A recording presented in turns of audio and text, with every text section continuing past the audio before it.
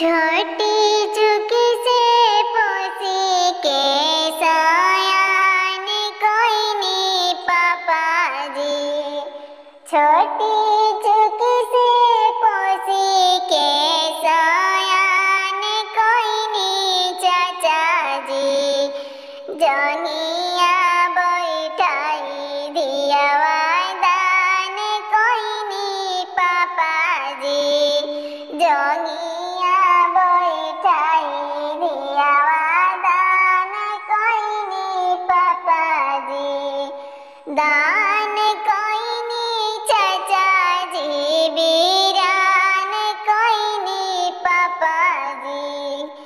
दान कोई नी चाचा जी। बीरान कोई नी पापा जी।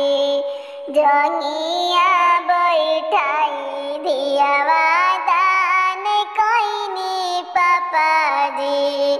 जनिया बैठाई दिया वादान कोई नी पापा जी।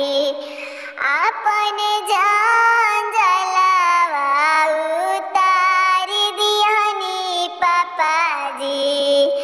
आपन जान जलावा उतार दिहनी पापा जी।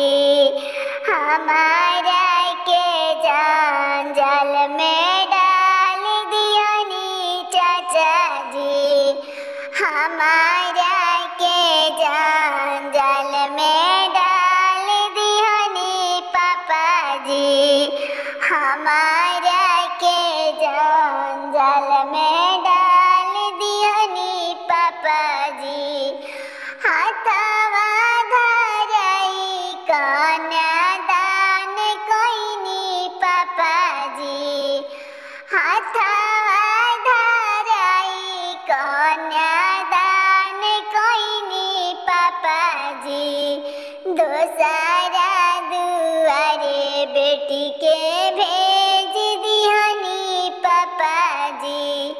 दोसरा के हाथवा धराई दिहनी पापा जी।